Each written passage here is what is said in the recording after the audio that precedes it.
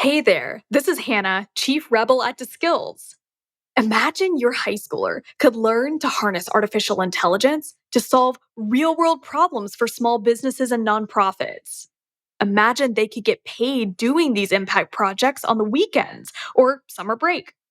And imagine that as a result, they could leave high school with more experience and connections than most college graduates. That's DeSkills. Learn more at deskills.io. That's dskills.io. This podcast is funded by Ted Dintersmith, the executive producer of the acclaimed film Most Likely to Succeed, and the author of the best-selling book What School Could Be.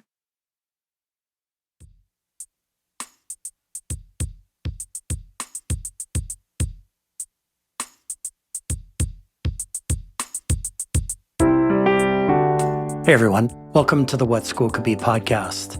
I'm your host, Josh Rapoon. Before we start the show, please check out all the resources at whatschoolcouldbe.org and our global online community.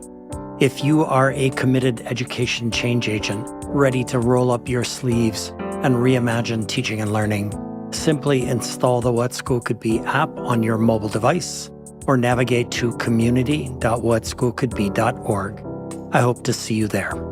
Listeners, I could not be more excited to share with you that my guest today is Dr. Kyra Monèt Caldwell Templeton. Currently, she is Program Director of Student Engagement, an inaugural position with the Atlanta Public Schools, which serves over 50,000 students in 195 schools with nearly 4,000 teachers. Remarkably, the student-teacher ratio in the Atlanta Public Schools is a very low 12.6. An important caveat here. For this episode, Dr. Caldwell Templeton is not speaking on behalf of the Atlanta Public Schools, but on behalf of herself and her professional experience. Dr. Caldwell Templeton's journey in education includes degrees from Spelman College, Capella University, Georgia State University, and Mercer University. Any walk through her resume will result in you knowing, listeners, for sure, that she is a passionate lifelong learner. Her teaching journey includes positions at Cobb County's Sprayberry High School, the KIPP Atlanta Collegiate High School, McEachern High School, also in Cobb County, and Marietta City Schools. Along the way, she co-founded Radiant Educational Services, LLC, a national educational empowerment consulting group that provides customized professional development, coaching, strategic planning, curriculum design, and evaluation for academic and nonprofit institutions. She has also been an advocate for professional development. She was awarded the National Council for Teachers of English Teacher of Color Award, and has presented at several county, regional, and statewide professional development initiatives in which she discussed performance assessment, writing across the curriculum, grammar integration in the literature classroom, multimodal instruction, as well as other relevant educational topics. Here is an excerpt from a recommendation written on behalf of Dr. Caldwell Templeton by her colleague, Rashida Salam Tolbert. Quote, "In my 18 plus years in education, I have never seen a teacher who was able to motivate and inspire students at all levels on a consistent basis in the way that she did. Not only is Kyra an expert in English and literature content, she is attuned to the holistic needs of all students in a way that is awe-inspiring and admirable. She personified tenacity and did not quit on any student. During her time in the classroom, she served as a master teacher and model for our school and region. We often had teachers and guests observe her class in an effort to improve their skills. She also was able to manage students in a way that is both supportive and restorative, while holding students accountable to high expectations," end quote. Another of Dr. Caldwell Templeton's colleagues, Dr. Chanika R. Perry, said this, quote, Kyra is a strong, self-confident individual, but she is also a team player whose collaborative spirit walks in the door with her on a daily basis. Although she willingly shares the spotlight, she is also someone who can easily become the face and voice of an organization. Her professionalism, approachability, attention to detail, and service orientation are the hallmarks of a leader, and she is one of the best ambassadors I've ever seen in my educational career, end quote. And now, here is my conversation with the remarkable and amazing Dr. Kyra Monèt Caldwell Templeton.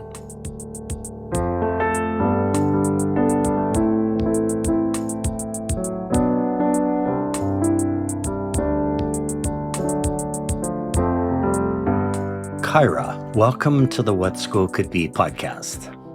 Thank you so very much. I'm so happy to be here, Josh. Thank you so much for having me. Absolutely. I've been looking forward to this for a long time, so this is going to be fun.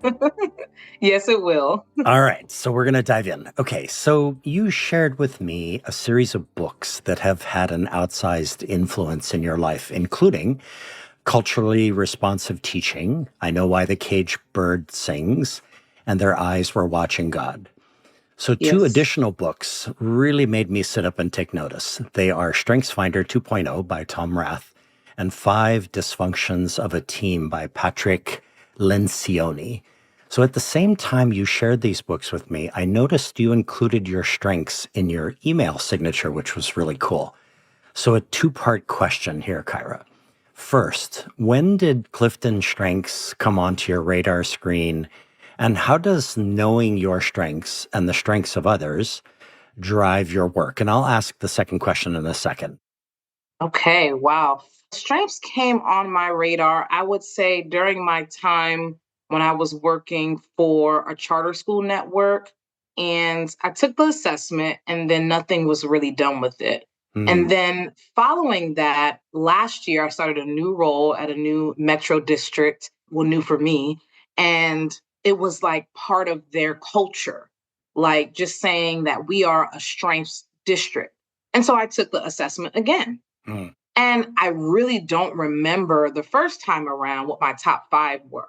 But when I took it again, I really dove into my top 5, right? And so thinking about how do these strengths really tap into the work that I do every day professionally? And then how does it inform the work that I do personally, right? So from being in a family of 3, I have my husband and a son, to being a part of service organizations. How do these strengths play out? And so the one strength that really stuck out to me, that everyone, when they see it, they're like, yeah, that's you, discipline. That's my number 1. Right.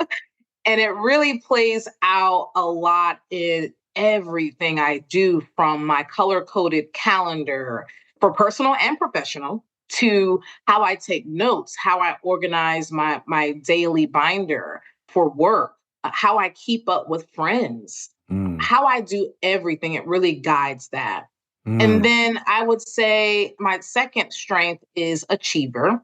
Ever since I was young, I've always wanted to do well, to be successful, whether it be academically or in any of my personal endeavors. So definitely, I feel strongly that achiever helps me fuel my discipline, because I want to be successful. I want to do well. My third and fourth strengths, I feel like, are very, very interwoven, and that is relator connectedness. So I always find opportunities to make connections between people, between ideas, between concepts. And then I try to relate those things to my personal experiences or thoughts or ideas. And then last but not least, my fifth strength is learner. I feel like it ties everything together, because I'm always interested in what I'm interested in. So it could be something as large as something academic or scholarly. It could be something as small as I want to do some research on a celebrity that I'm interested in, right? And so either way, I really consider myself to truly be a lifelong learner. So strengths really show up for me, Mm. definitely professionally and definitely personally. Wow, Kyra, as you know, my little studio for this podcast is based in Honolulu, and the light is just coming up at 6 a.m. here in the islands, and I'm having a total Gorgeous. goosebump moment here because I believe you and I share exactly the same strengths. Oh my goodness. which is really crazy, especially for me it was positioned not as discipline but as responsibility, but I think they're the same category. And it was such a revelation to hear this come back to me from the person who was actually doing the assessment and saying, like, Josh, you leave no stone unturned. Mm. That's your discipline. And I also have a color coded calendar as well. Wow. Great. I'm not the only one. I feel so much better. Yes, 7,000 miles apart. And I've found my kindred spirit here. I love it. Wow, that's really awesome. Okay, so here's the second question then. What makes for a great team, and how do teams avoid dysfunction? Like perhaps even if there's a specific example of a team you served on, that would be helpful. And of course, the strengths part is woven into that.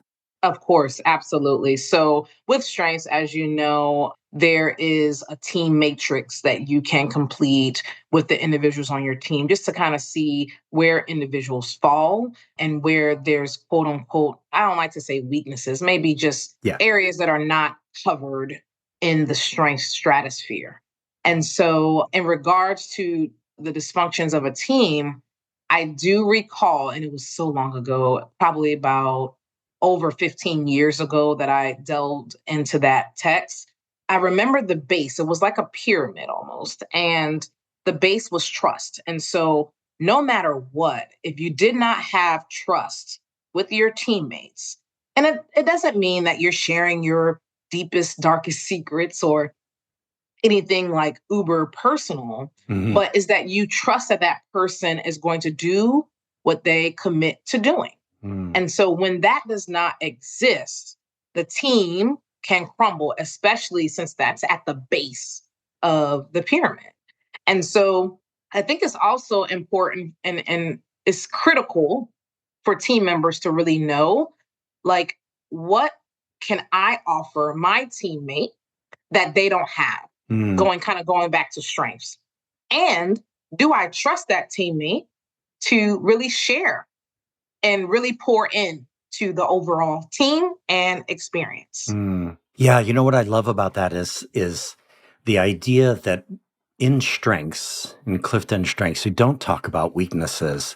What we talk about is that someone else is your strength. That where you feel like you don't have that strength, when you reach out and work with a resource, if I were reaching out and working with you, I would know what your strengths are, and that therefore something that might in another conversation might be perceived as a weakness is not really perceived. It's actually a strength because I know that one of my strengths is that I know how to reach out to other people when there are moments when I need help, right?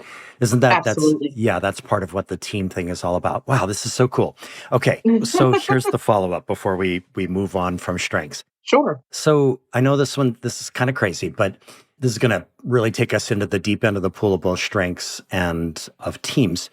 Let's have you, Kyra, wave your magic wand and presto, starting tomorrow, every high schooler in America, public, private, charter, would be guided through the full Clifton Strengths assessment. So what would be the impact on our culture 1 year from now, Kyra, if that actually happened? Like this is a moment just to wave that magic wand and think, here's what would happen if we did that.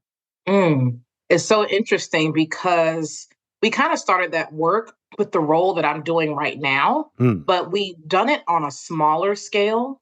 So my magic wand will be immediately we can execute this vision district wide, right? Hmm. And nationwide. And so I think there's power in knowing your strengths because it's part of who you are. Hmm. So I really see students leveraging their strengths in the classrooms, in building relationships with their peers, Hmm. with their teachers, and really strengthening those bonds that exist that already exist that may have to be uncovered through certain activities. So I love the Strengths Finder activities. If you delve deeper into Gallup Strengths, there's so many resources. Yeah. So the deeper layers of Gallup really include great resources for and activities for individuals, not just students, but I'm speaking from experience. So activities that students can do to really engage deeper with their peers, engage deeper with their teachers, and really understand how to utilize their strengths in their everyday lives. So, for instance, I had a scholar probably about a week ago come to me and say, "Hey, can you give me a recommendation?" Mm. Well, absolutely, right? So then the next thing that they do that counselors, guidance counselors provide them with is a brag sheet, Mm. or they create a resume, a student resume, right? So Right. he sent that information to me, and he went through the strengths training. Right. The first thing he had, and he also had it in the bottom of his email, is top five. Mm. And so what did I do? I was able to use his top five based on my interactions with him and what I know about him, Yeah. and really like weave that language into the letter, Mm. into the recommendation. And I think that's very helpful in two ways. The first way, it really shows the individual, the admissions office, whomever you're doing the recommendation for, it shows them that you deeply know that person. Mm. And then on the other side, by the person, the student, whomever providing that information, it shows that they deeply know themselves. And so if you have that deep connection, if you have that familiarity with the individual, I Yeah. really feel like it offers a stronger, more convincing letter of recommendation. And I think if we think about it like that, Mm. where if I can speak the language and if I can tell whomever about this person and really go into the small and large examples of how it plays out in their lives, wow, that's powerful. That's really powerful and very compelling for the receiver of that recommendation. Wow, I love that, Kyra. As we think about education now, 140 years into the factory model, but now we're seeing really strong movement across the country and even the world of a reimagining of education, which is much more collaborative, much more relationship based, much more team based. And along the way, what you're starting to talk about is that education is a two-way street, not a one-way street. And Absolutely. isn't that cool? It's like such an awesome idea. And I worry sometimes maybe, Kyra, that as we go through all of this work to develop more collaborative, approaches to teaching and learning, that we might be missing the strengths part, that we need to do those kinds of assessments. But it's happening. I see it happening out there in various different ways. It might not be Gallup, but it might be something else. But how exciting to see that moving forward in that way. Oh, absolutely. Very exciting. Very exciting. Very cool. Okay. All right. We could talk about strengths all day, but we can't. We have to move Yes, on. we can. I can talk about it all day. I love it. Okay. So, a left turn here. Your son is not in school yet, but you visit his daycare often, observing him and his class environment. And during your maternity leave, you created something that you called, quote, baby school. So every week you would choose topics and it would be the sole focus of all of his activities that week. For example, one week it was all about vehicles. So now Spencer knows all about makes and models and vehicle types, etc., which I love. So what did you learn about learning as you conducted baby school with your son? And if I might squeeze in a second part to the question, I wonder if you can compare your early upbringing with the upbringing that you're now sort of applying in Spencer's life.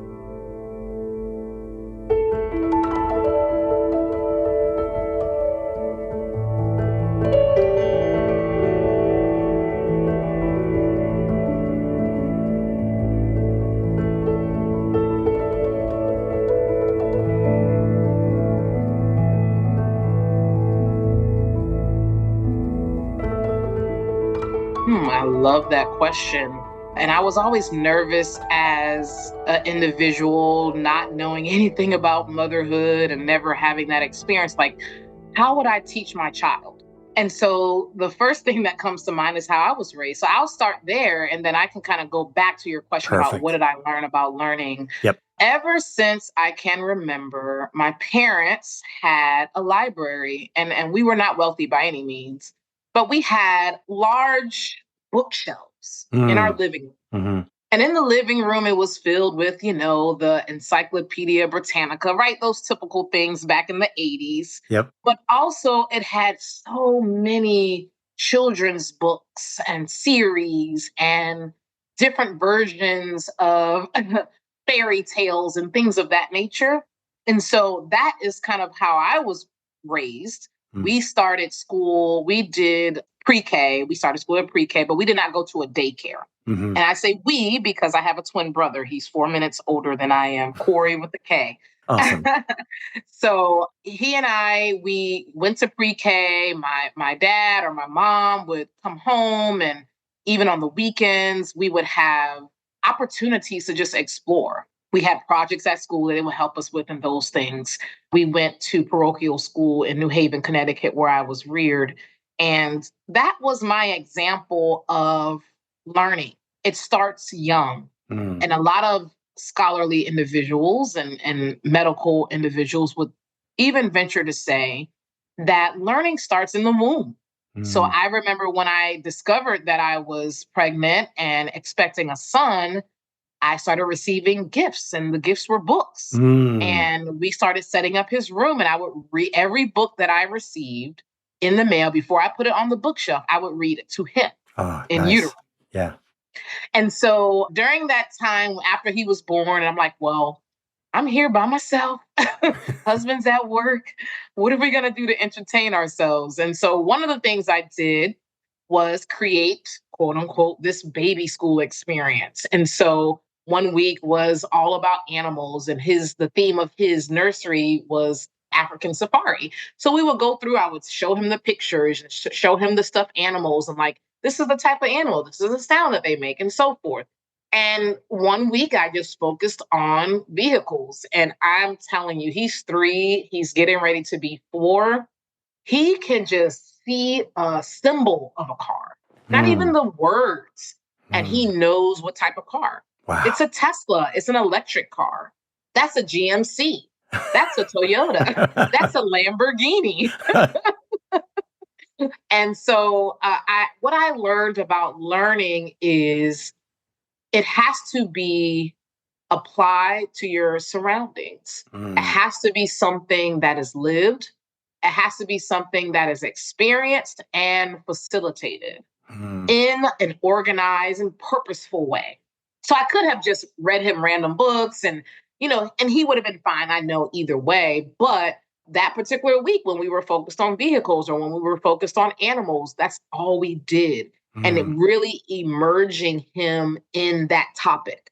And so I think about that as a lifelong learner myself, self professed, that when you are in flow, there is philosopher, scientist, I cannot remember his name right He's now. Polish and his name is unpronounceable. Yes. Yes, I had to Flo. always, yeah, flow. So if you look that up, and you'll see why it's unpronounceable because it has almost all 26 letters of the alphabet in it. It does. But at any rate, when you're in that flow, Yeah. time doesn't matter. The amount that you have to read doesn't matter. You just kind of go down this hole of learning. And I just feel like when you are emerged in that space, anything is possible and anything is comprehensible and can be retained. And so even though during baby school he was 3 months, 4 months old, Yeah. when I went back to work, he's 3 now. And he really just took to that particular theme, which is amazing. Yeah. Wow, that's so cool. I have to tell you a quick story. You and I are lining up really in a really interesting way here because my house was also filled with books, including National Geographics and the Britannicas, but also all those other books that you describe. And after my mother and father passed away way back in the 80s, I the family basically had to distribute everything that was in the house. And I got a bunch of the books that were in the house. And the other couple of weekends ago, my wife and I were clearing out a bunker under our house and just trying to get organized. And I found three books that were very special to me when I was a kid. One is a Robin Hood book. The other was Mhm. Arthur and His Knights. And then there was the original Dr. Dolittle book. And I tell this story because one of my former students, her name is Molly. She now lives in Oakland in the Bay Area. She has a young son. His name is Miles John. And I noticed a Facebook post, and she was talking about what a prodigious reader Miles John is, and that she has also discovered sort of this post-holing thing that you're describing, this single subject deep dive down a rabbit hole. And apparently Miles John has become like, I think he's only 4 years old. He's become like an expert in public transportation in the Bay I Area, love which that. is Oh so my cool. And so goodness. what I did is instead of just keeping these three books on my shelf, I mailed them to her. And I wrote a little note to Miles John and said, dude, like, reading is awesome. So you go for it. Just enjoy every opportunity that you get to do that. So that's really great, Kyra. I just love what you're talking about there. Again, we could spend all day talking about, like, I taught history for 17 years. The concept of post-holing is one of those things that's very near and dear to history teachers who want kids to be able to become historians, right? Instead of Yes. just a mile wide and an inch deep that you get oftentimes in AP classes and things like that. So anyway, okay. So one more question before we go to our first break. You have a history with KIPP, meaning you were on the team that founded KIPP's first high school in the Atlanta area. So I confess, Kyra, I did not know a lot about KIPP schools. So I used my new friend, Google Gemini, to help come up Yes. to speed. So first, Gemini explored the pros of KIPP, and then we explored the cons. And my question has to do with how you balance in your mind and your heart KIPP's perceived, and again, this was coming from Gemini and I was cross-checking it on the web, perceived over-reliance on testing and the pressures exerted on learners, and your perceived love of student voice, of engagement, of inquiry and wonder, and KIPP's like super interest in empowerment, right? So I don't want you to think of this as a gotcha question, but more about how we all balance the many ways teaching and learning could be, the many ways school could be, as reflected through your KIPP experience. Yes, thank you so much for that. I had the honor of being a part of that experience. I left a great opportunity where I was teaching high school English in my little classroom. And when this opportunity presented itself, I had to jump on it because how many people can say that they actually helped to open up a new school? So grateful for that opportunity. Mm, I really think is not just a kid thing. I think it's systematic as far as like heavy reliance on test scores and that type of thing. I understand that data rules the world in some way, shape, or form. It helps you measure yourselves against the status quo or the larger stratosphere or environment. mhm, And a lot of times there's funding that's associated with higher test scores and approval of rankings, those type of things right. that are affiliated with test scores. So I get that. Me personally, I've never been a fan for standardized tests just because I was a horrible test taker, Mm, especially when it came to like SATs and ACTs and anything that was standardized. That wasn't my thing. If you give me a prompt and I had the opportunity to write an essay with evidence, I'm that person. That was mm, my jam. yep. And so I understand the need for it, but I feel like systematically we have to think about what's important. Will those test scores determine a scholar's trajectory? Yeah. Is it required, or rather, why is it required for individuals to make a certain test score to get into a particular college? I Right. remember coming out of Spelman College, ranked the number one HBCU. And back in 2000, I finished a semester early, so 2003, but I walked with my class 2004. I remember I have an aspiration to go straight to grad school. I wanted to study education, get my master's from Emory or one of those prestigious colleges that are out there, and I couldn't get in. Yeah. I couldn't get in because I couldn't pass that test, right? The GRE or whatever it was called at the time, or the MAT. I can't remember the name of the test. I couldn't get a good score. And so it really made me second guess and really feel like, well, did I really do as well at Spelman, graduating cum laude? Did I really do as well as I thought I did? Do I really have the chops for graduate work?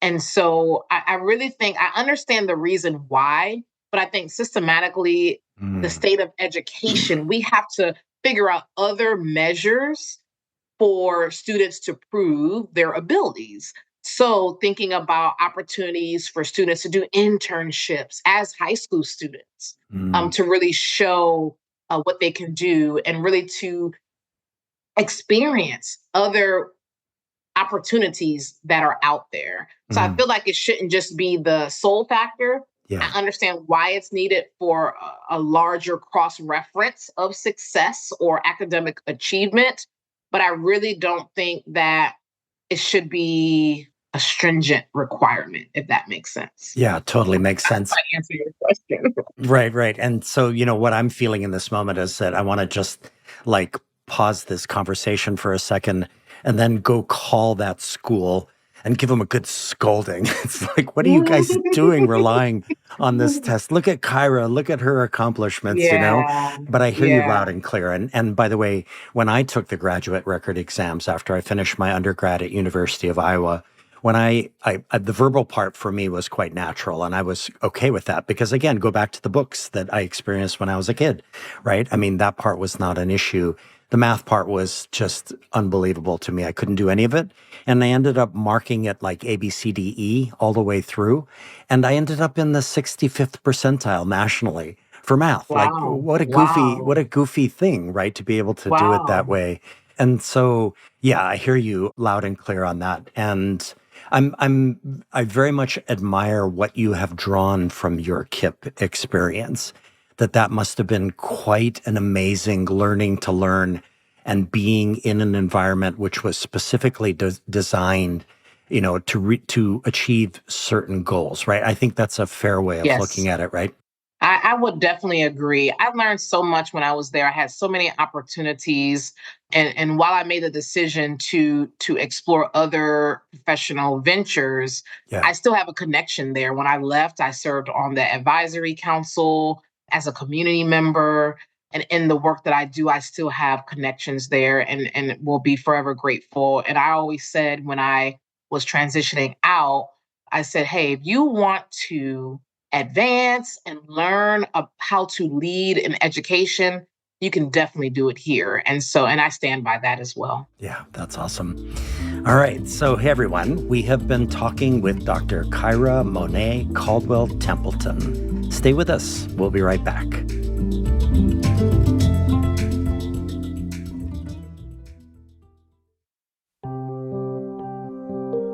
Do you believe there's a better way for individuals to learn and fulfill their human potential than in traditional schools?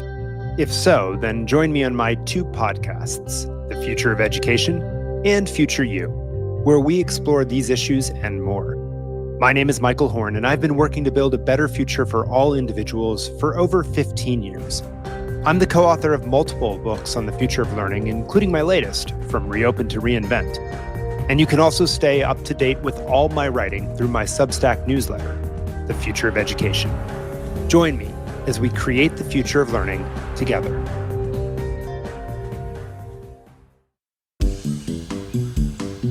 What does the future of learning look like?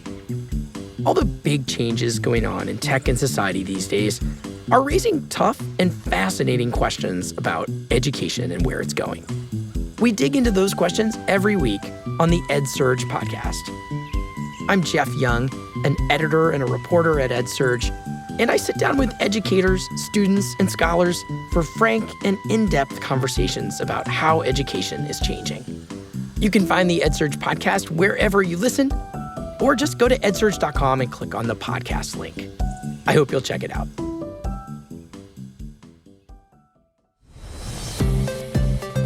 Hi, I'm Ricardo. I'm Mary. And I'm Liz. And we co-host Course Stories, a podcast produced by the Instructional Design and New Media team at Arizona State University. In this podcast, we tell an array of course design stories alongside other ASU online designers and faculty. Join us as we talk to the course design experts about shaping the future of online education.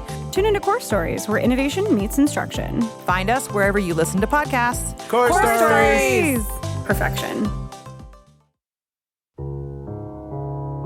Hey everyone, we are back with Dr. Kyra Caldwell Templeton, the Program Director of Student Engagement, an inaugural position with the Atlanta Public Schools. So Kyra, I was trying to figure out how to talk about your philosophy of education, and I lit upon what I think is an unusual approach that will challenge our listeners to draw some conclusions. Okay, so here goes. I have been very reluctant to use AI in my prep for guests. I really relish the challenge of building, as Warren Berger frames it, a more beautiful question. However, in your case, I went down the rabbit hole. I read one of your college papers titled The Democratic Educationalist, a Philosophy on Curriculum and Instruction. And then I took the text of your paper and asked Google Gemini to work with me to both analyze the paper and pull some results from it about your philosophy of education, which was amazing.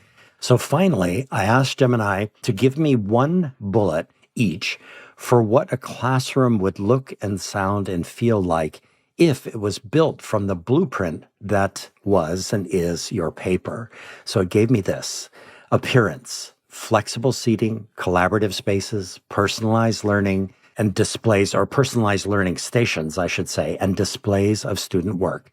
The sound, student voices, collaborative discussions, and teacher guidance. And the feel, inclusive and supportive, engaging and stimulating, and empowering.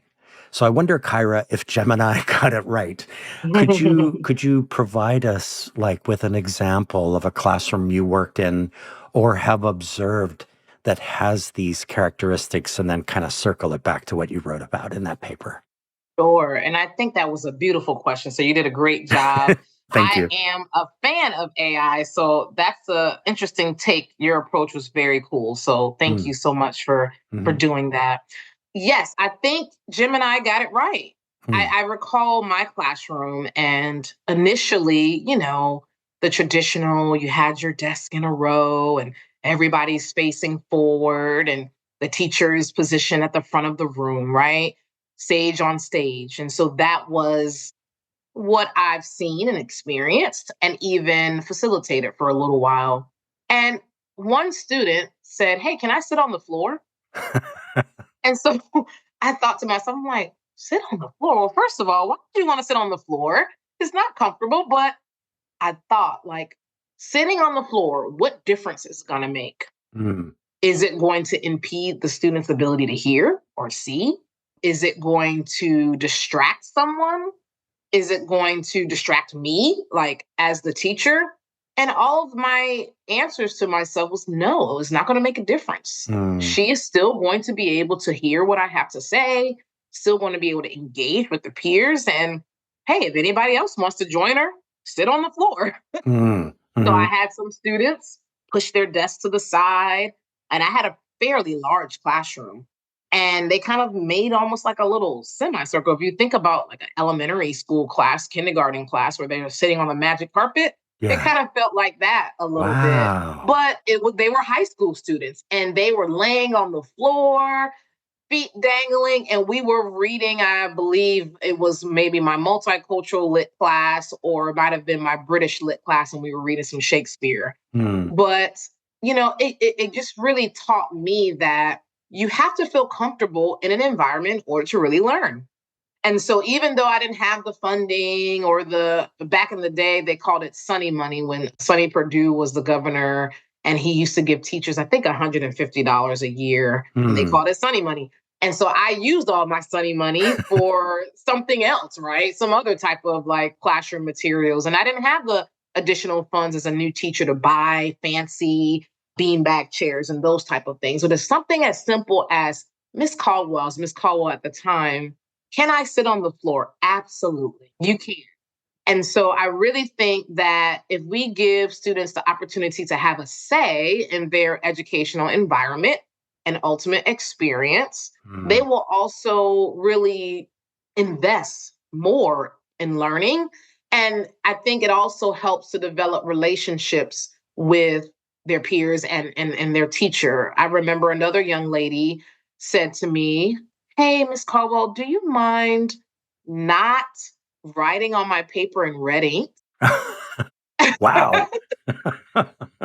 I mean, the fact that they were comfortable enough to come to me, I really Yeah. respect that. Absolutely. Yeah. And I Yeah. thought about it. I'm like, my teacher wrote in red ink. And I remember in college, I got red ink written on my papers. But you know what? I said, well, what color would you like? And she said, I would like purple. So I really looked in my drawers and I finally found a purple pen. Mm, And I'll never forget, her name was JD. And ever since then, ever since JD made that comment to me, I never graded papers in red ink again. mm, mm. That small little change. Now, a teacher that's like, I'm the authority and I know what's best would have Yeah. been like, you know what? I'm not listening to you. I'm the boss. But Mm, I really took to heart what students felt, like how they felt, the feedback that they gave me. And I even asked for it at times because we're not perfect. We don't know everything. I learned so much from them. And, I was the quote unquote teacher. So going back to Gemini, I think it mentioned something as like teacher as a guide, like yeah. guiding, learning, or facilitator. Yep. Absolutely. I think giving students opportunities, and well, we know we have to teach the standards. We know that there's some things that we have to do. But if we give students opportunities to voice their opinions, to decide how they want to show their learning, how impactful is that? Mm, As adults in our profession, we may be asked or tasked with a project, and your supervisor may say, execute mm, with no guidance. mm. If we were like, the young people today, and we were saying, hey, go execute without guidance, they may be lost. Right. But we have to make sure that we give that experience to the young people, because as adults, they're going to have to figure some things out and navigate and explore and do trial and error. And they Mm. have to have the resilience and the experience and the gusto to really know how to do that. Wow. That's just fantastic, Kyra. It happens in almost every episode. I have this moment where I'm 65, about to turn 66, and now I want to go back to school. I want to transport back in time because I Yes. want to go up to my teacher and I want to say two things. One, hey, Mr. Moore, can I sit on the floor? And then I Mhm. also want to say, hey, Mr. Moore, can you not do this in red ink, please? I love green. It would feel a lot better. Your hard comments would feel a lot better if they were in green. I just love the element of choice that opens up in a moment like that. And choice leads to relationships because then you get Absolutely. to know more about, wow, that's just a really, really cool story. Okay, so now we're actually going to move on to your dissertation, from your grad Oh, paper to your dissertation. yeah. So let me set it up this way. First, the title of your dissertation is It's All About Relationships. This is such a perfect segue. The title is It's All About Relationships, Making Connections and Facilitating Investment Through Effective High School Advisory Curriculum. So one of your 3 dedications is a line from John 1:5, which reads, "And the light shineth in darkness, and the darkness comprehended it not."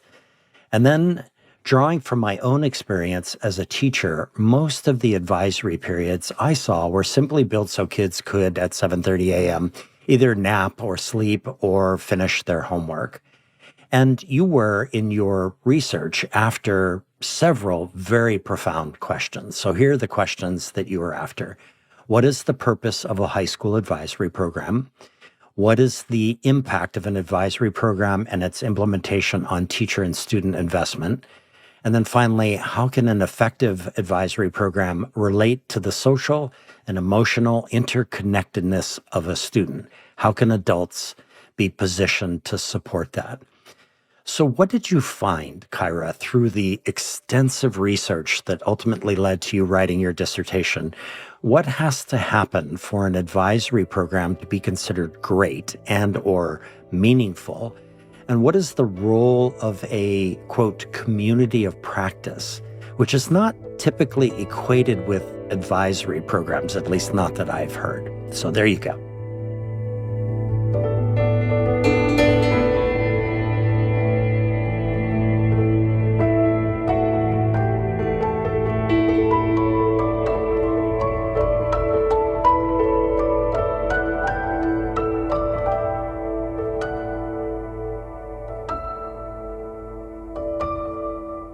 Okay, that's a big one.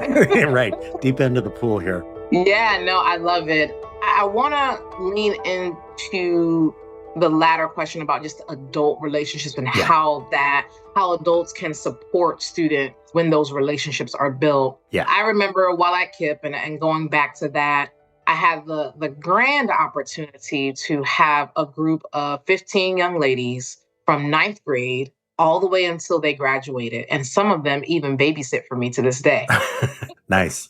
And I remember initially it was not easy developing those relationships with them. I just assumed that as an African American female that I would automatically have these connections with them. And it did not pan out that way. I had to still work, going back to team building, right? Building that trust. I had to work to build that trust with the young ladies so we can truly function as a community of practice. And when we talk about a community of practice, we're really talking about a group of people that have shared experience, that has a shared repertoire, whether it's language, whether it's identity, all to create meaning.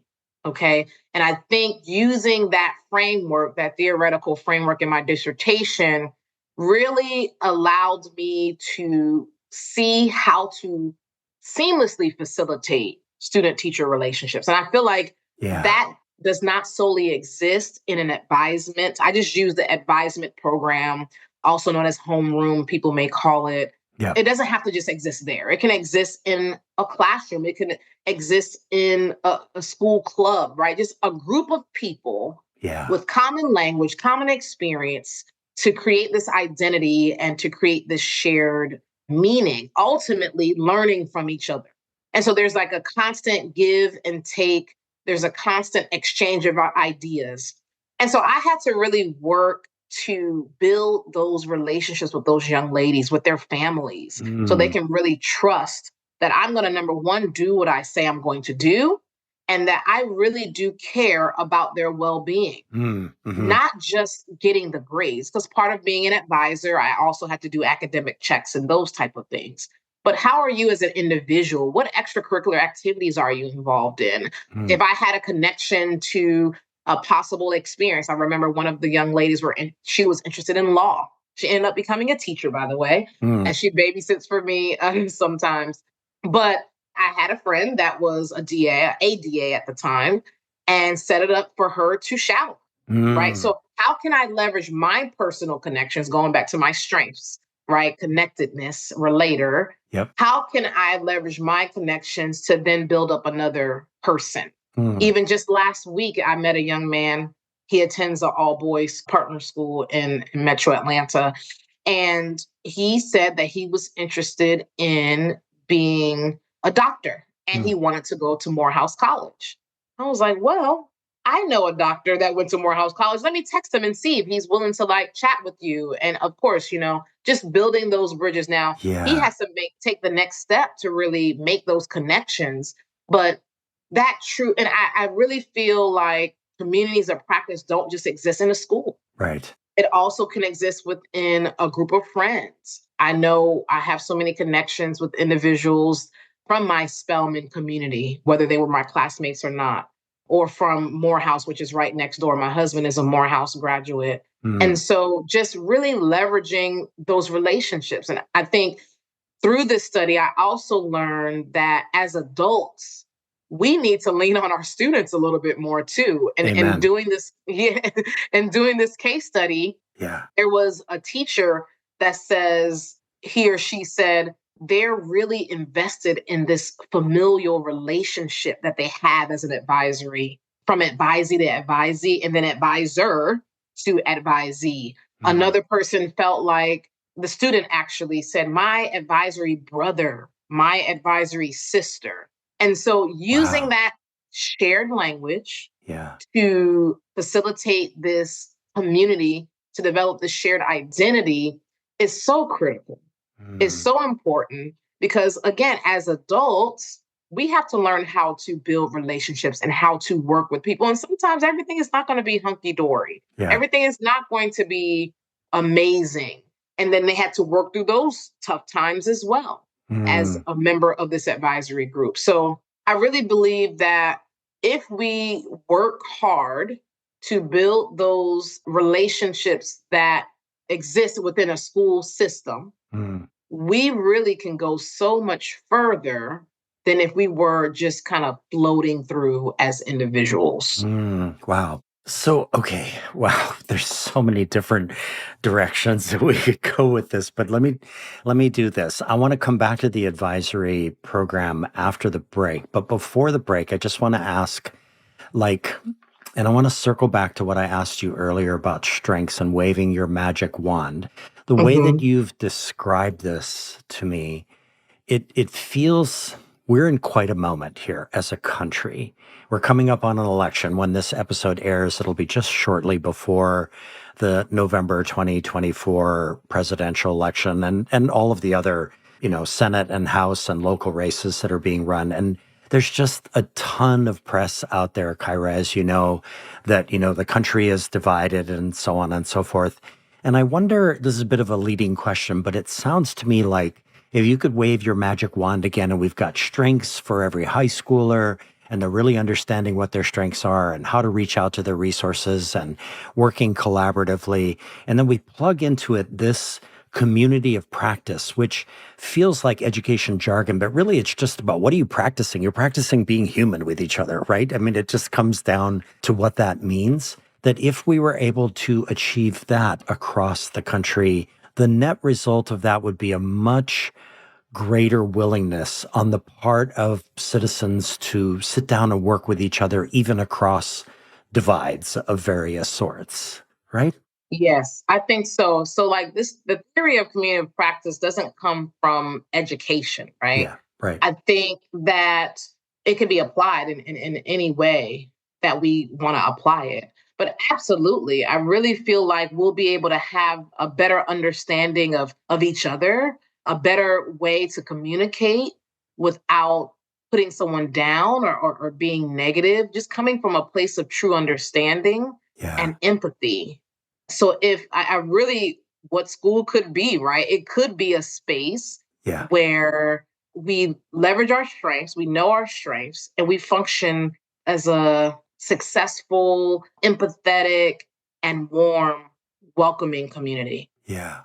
Wow. Okay. We have a vision here, listeners. I hope you're paying attention. There's a vision that's emerging here for not only what school could be, but what America could be. That's awesome. So, hey, everyone. We've been talking to Dr. Kyra Monèt Caldwell Templeton. Stay with us. We'll be right back.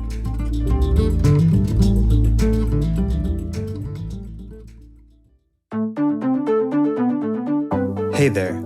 Are you interested in hearing weekly conversations with authors, leaders, and practitioners at the forefront of learning and education innovation? Then you'll love the Getting Smart podcast. This podcast amplifies the incredible work being done by some of the most innovative minds in education. Learn new leadership styles, new technologies, new frameworks and mindsets, and get the fuel you need to stay motivated and curious. Together, we can empower all learners to thrive. It's available at gettingsmart.com or wherever you listen to podcasts. Hi, friends. This is Toy Hirschman from EntreEd.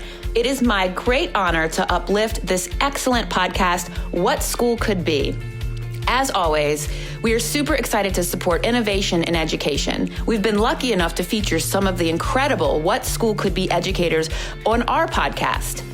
If you are looking to be inspired by entrepreneurs and entrepreneurial educators and other great minds from across the world, check out the EntreEd Talk podcast, and please like and subscribe and leave a review. Thanks for tuning in. Are you ready to shake things up in the classroom? Then get ready to blast off into the future of education with the Teacher Nerds podcast. Join Joe DiPaolo and Ron Nober as they share their own experiences, as well as talk with guests who are experts and innovators in education. From engaging teaching techniques to the latest educational technology, this podcast is a must-listen for anyone passionate about the future of learning. Subscribe and get ready to learn with the Teacher Nerds podcast. Hey everyone, we are back with Dr. Kyra Monèt Caldwell Templeton, who achieved one of her lifelong dreams when she earned her doctorate from Mercer University in 2017. So Kyra, let's come at this advisory concept from a different direction. You shared with me a video that is housed at the YouTube channel for Atlanta Public Schools TV. So first, love the TV channel concept for a public school system. That's a genius idea. What a way to communicate with your campus community. Second, this 2-minute video is a promo for something called the Student Advisory Council Orientation Meeting.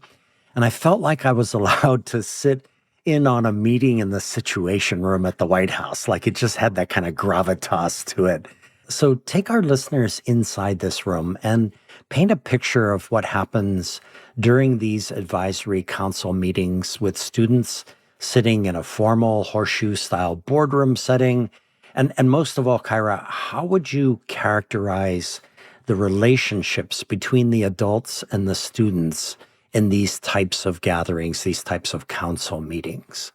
Yes, thank you for asking. I really thoroughly enjoy working with these student leaders. Student Advisory Council lives out of our board office, and it's been in practice for about 5 years. We just celebrated 5 years this past school year, and started under the administration probably about 2 superintendents ago.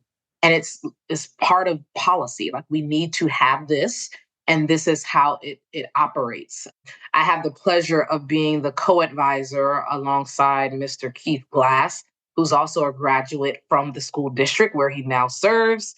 And it's part of his brainchild, but also, as I mentioned earlier, a former superintendent. And so if you think about a board, right, you have a school board specifically. You have individuals that represent constituents, and 9 times out of 10, unless it's a private school or a charter network, these individuals are voted upon, right? Local elections, we just mentioned that earlier.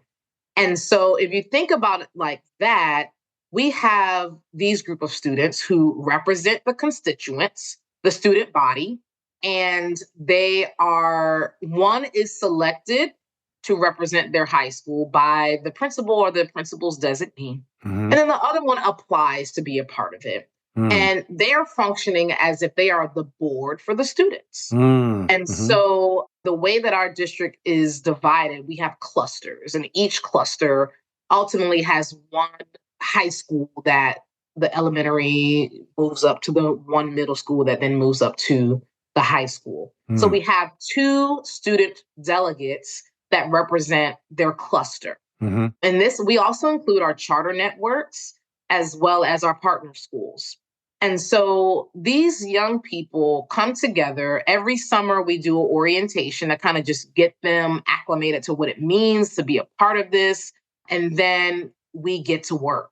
And so that video that you referenced was the day of our orientation in July, where we had the cabinet, so the chiefs in the district over certain divisions come, introduce themselves. We did some team building. We also did various activities like learning Robert's Rules of Order. So really a true like student leadership development program, if you can say that, right? Yep. And so from there, we really give them that voice. Throughout the year, we meet once a month. officially for our general body meetings. We utilize the same space as the Atlanta School Board. We utilize the same platform that the Atlanta School Board uses as well. It is recorded and posted on the school Wow. board's website. Yeah. So Wow. it's to the point where they're not voting members, right, of the school board yet. I want to say yet. They're not voting members. There's some districts that are doing that. So I believe in North Carolina, the Mecklenburg district, and I believe a school district here, Decatur City, I believe they have a student that sits on that school board. Mhm. So we're working through some possibilities there. Yeah. Nonetheless, they are respected as such. And so when it comes to adults in the district that want to get student input and feedback on something, they come to the Student Advisory Council. And then they may assign a task like, hey, go talk to your peers and report back to us on what the students are saying in Wow. schools. Wow. It could be a situation where we have an ad hoc committee. So we have 5 ad hoc committees. These are all led and ran by the students. And one of the ad hoc committees, for instance, is academics or operations. And so they meet with those professionals in operations or in academics to ask questions, to propose ideas. And at the end of every year, those ad hoc committees get together and they make recommendations for the upcoming year. So right now, we're working through the recommendations from the previous Student Advisory Council administration to see, hey, these are some things that we need to see across the district to improve. One thing that sticks out to me that came out of the work of the Student Advisory Council was the kids were complaining about the cafeteria food. It just wasn't that tasty. It wasn't that diverse. And so after several years, I don't know how many years, several years of the district having a contract with the external entity to provide food services, they eliminated that contract as of last year, and they brought all food services in-house. Wow. Throughout that year of expiration, they had little groups of students called the Chew Crew. And we will go to the schools, and the new chef, they hired an executive chef, would try these recipes on the students. And then the students had to really go through, it was almost like a taste test. They had a white tablecloth, they had computers, so they could rank the food. And if it was something that students didn't like in the Chew Crew, it didn't get put on the menu. Yeah. And we saw more fresh ingredients. We saw more diverse menu items. So it really benefited us, and we really saw the impact of student voice. Because if our students would have never complained about the food not being very good, Yeah. maybe we would have still been with that contracting company, you know? And so the fact that the district really took to the suggestions of students was so powerful. Wow, that's extraordinary. You know, Kyra, at What School Could Be, over the last couple of years, we have screened a documentary film called Rise, Voice of a New Generation, which is an hour-long documentary about a school in Idaho. It's actually a charter school. It's a lab school. And there is a breathtaking 6 minutes in that film in which we, the audience, learn that of the 15 board of trustees or board of directors for the school, of the 15 seats, 13 are held by students.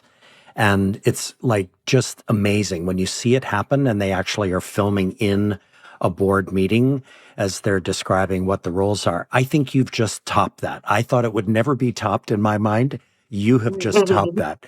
That's just extraordinary. And the image that comes to my mind is like pebble in a pond. Like the ripple effect of this on the kids must be extraordinary as they go forward with their lives, right? Yes, I would have to agree. And I think because of those experiences of success, they are more willing to share more ideas and know and trust, going back to trust again, that it's going to come to fruition, or that someone's going to look into it, and really respond to it. We still have to get over adultism a little bit, right? Yes. And I think that that's going to be a growing pain and a mindset shift. Yeah. But I really feel like if they get several opportunities or several at-bats and they're successful, Yes. who knows what else can happen? Yes, absolutely. They become most likely to succeed. Right? Right? Uh-huh. Yeah, Yes. absolutely. Okay, so perfect segue to the second to the last question of this marvelous conversation we've been having. So, Kyra, we at What School Could Be recently published a piece to our Chronicle by Robert Landau that makes the case for a Hippocratic oath for educators. And of course, it starts with the idea of doing no harm.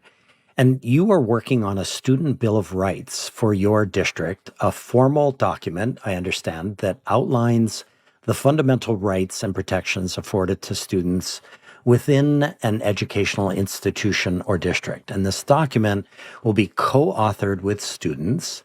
So our listeners want to know more. So here's a two-part question here. First, what is the DNA of this student bill of rights? Like what are its core values? And then second, assuming it gets written and ratified, what recourses are the framers envisioning if there is a violation of those rights? So I would say the pillars of the rights are like the major focal point.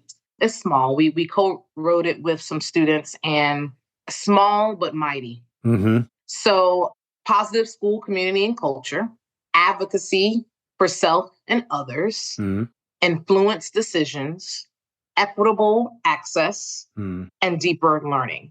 So not Wow. many, but we can dive deep into these five, right? Yes, absolutely. Okay. Yeah. And this initiative, I will be remiss if I didn't mention, this initiative was fueled a few years back. So before I started my position, where the question was asked, like, what do you feel like you deserve as a student in this district? Yeah. And was inspired by, if you go online, the stuvoice.org, student voice organization. I think it's defunct right now, but they had a student bill of rights, and I believe they did a national survey to determine, I believe they had 9 rights. And so we're working on trying to operationalize the student bill of rights and really understand and explore, like, what could this look like in schools day to day? Yeah. What could it look like at a district level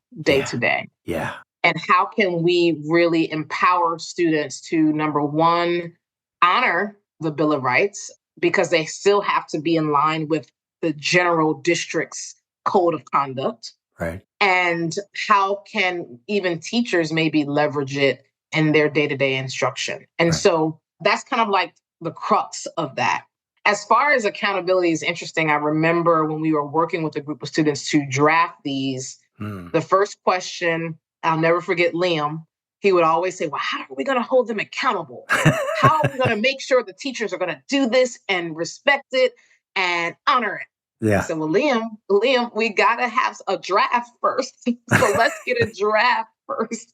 And then let's figure out ways. So I think it's hard to say now how the accountability will work. I feel like the accountability could look maybe threefold. First, accountability of self, right? Making sure as a student that you're governing yourself accordingly, that you're following all the rules and protocols so you can earn these rights. Yeah. Secondly, I believe on a teacher level, it could be something like ensuring that students are able to advocate for themselves. Right. Similar to the experience I shared with that young lady that said, hey, can you not write in red ink? Yeah.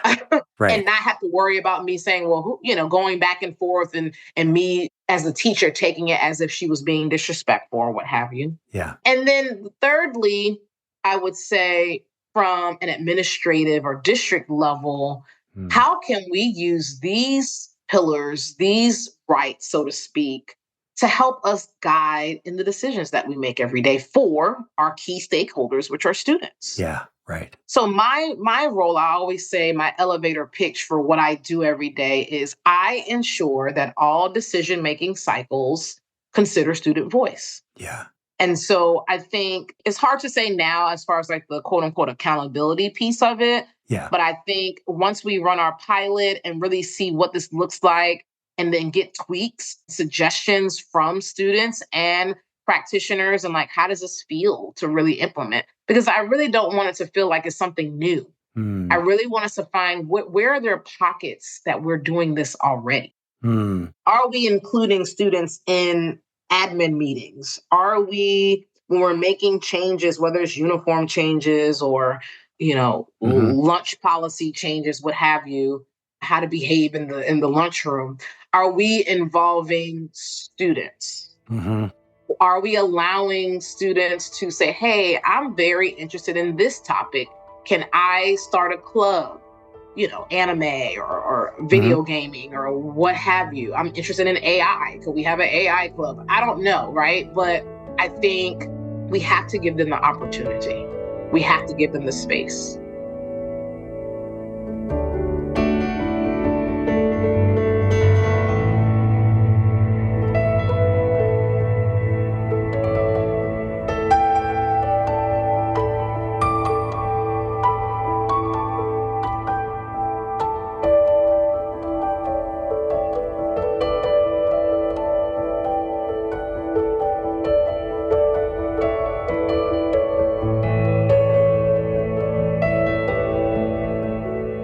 Wow, well played. That's amazing.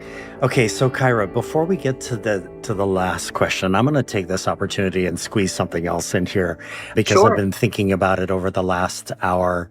You provided me a ton of information that I joyfully worked with for a couple of weeks to prepare for today. And one of the things that you did is you provided me with a series of websites, resources that were remarkable, like rabbit holes. Like if you dove into them, I would be lucky to escape because you just keep going down, like you click on this and you click on that. In other words, these were resources for educators. So the question I want to squeeze in here is just really a simple one, which is, as you come across great stuff, great resources, and in your position that you're holding now, this inaugural position, just on a practical level, briefly, like how do you move that out to people to educators, to anybody in the community who you think might respond to something like that? What's the mechanism for that? I do a couple of different things depending on the audience. First, that's really quick and dirty. We have student engagement like arm from our website, our main page. Yeah. And so there's a tab for resources for students and resources for teachers, et cetera, who are interested in student engagement, student voice. Yeah. So it kind of is housed there. Secondarily, I create my own Google document folder. Yep. So I have a Google folder that says like entitled, I think like student engagement research or student voice research or something like that. Yeah. Where anytime I come across something, I just try to download the PDF and just put it there. Yeah. Because I may need it later. I love using my bookmark tabs and I create folders on my bookmarks and anything that's related to student voice or student government, anything like that, I kind of drop it there. Yep. And then as I prepare to do presentations throughout the district, I try to share it at those junctures. Mm-hmm. So if you're not familiar with Padlet.com, Yep. I believe you can create up to 3 free Padlets a month or something like that. Yeah. I kind of drop things on there and then share the QR code with participants in the session. Yeah. So it can be a landing page for things that we discuss related to the session that I'm presenting on. So those are the top 3 things that I do to kind of share that information. That's fabulous. And listeners, I have a recommendation for you. Just Google search Student Powered Improvement. That website I almost didn't escape from. I went down and started looking at all of these different articles and resources there. That was amazing. So that's great, Kyra. Awesome. And I think what I love is that it kind of circles back to your strengths again because of the way that you organize yourself and the way that you take responsibility and the discipline that you have, and then the connectedness, because nothing is done just for you. You're doing it as part of the work that you do to build relationships with your community, with your students, and with the faculty within the public school system. So that's awesome. Okay, So, Kyra, I love to end episodes by giving guests the opportunity to shout out to that someone upon whose shoulders they stand, that person who mentors, coaches, guides, sponsors, and lifts us up. So you mentioned Dr. Betty Caldwell, who happens to be your mother, which is awesome. So in what ways were you shaped by your relationship to your mother? And how has she been that coach and guide and mentor in your life? I will say that Dr. Betty Caldwell, but Betty Rose Caldwell to be exact, Hmm. she beat me to getting that doctorate, you know. Wow. That's amazing. She beat me. I had a goal originally to get my doctorate. I wanted to do it by 30. Yeah. And so I ended up getting it at 35. Yeah. And because I was working full time while doing that. And she beat me to it. I feel like she probably got me about 2 to 3 years. I'm like, man. But at any rate, that just shows how driven she is. And when she sets her mind to do something, Yeah. she's going to do it, regardless of any obstacles that may be placed in front of her. Yeah. And so she shifted careers. She retired early. She used to work for New York Telephone, and now it's Verizon. She commuted every day to New York from Connecticut and wanted to become a teacher at, I don't know, 50 plus years. Wow. When we moved from the north to the south, she went back to school. She got her master's and started teaching kindergarten and first grade and second grade. And so she has that experience. And she also, through her experiences and through her resilience, that it doesn't matter how old you are. Yeah. You can do anything that you put your mind to. And that's one mantra she would always tell us when we were young. You could do anything you put your mind to. And so that really resonated with me because some people said I would never get into Spelman. Some people, doubted my ability to continue on my academic path. I doubted my ability to continue on my academic path. But she is the biggest cheerleader. She always has something positive to say, and it could be something big, it could be something small. She's going to help you. I remember I was typing, I don't know, maybe chapter 1 or 2 of my dissertation, and the computer crashed and whatever I typed. And this is before I wasn't even using like Google Docs, it'll save automatically. Yeah. And it crashed. And I was like, man, that was really good. And it's gone. And I was in tears. And she said, well, what can I do? I'm like, you can't do anything. It's gone. But the fact that she even offered, like, what can I do? Can I research something for you? Can I help you in some way? That meant a lot. And so I will say, probably don't say it enough, of all the things that she does for our family as a whole, but particularly for me and as an individual, that she's the bomb.com, I guess I could say. That's awesome. She's amazing. Yeah, she's amazing. Yeah, great. So what we'll do is we'll dedicate this episode, Kyra, to your mother.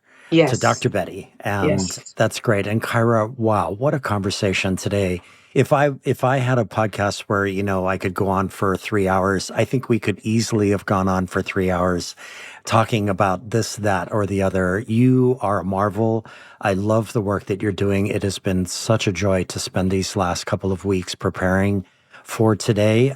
The great joy of doing this podcast is that I learned so much, and I learned a lot while researching your work and all of the resources that you provided for me. So thank you so much for the time today. And wow, just like onwards into this inaugural position that you have with the Atlanta Public Schools, and What School Could Be is cheering you on all the way. Thank you so much. You can't see me, but I am smiling ear to ear. Josh, I was introduced to this community, I don't know, a couple of years ago, just again, down one of my rabbit holes. And my involvement with this community is beyond what I ever could have imagined, and has been beneficial in my development and growth as a professional and just a lover of learning and a lover of education. I love your title, What School Could Be global community evangelist. That's a powerful that's a powerful role. I own that and thing. title. I own it. Yes. And you do. And so I am honored to have this conversation with you and to continue the work with this wonderful group of folks. Absolutely. Thank you, Kyra. Thank you.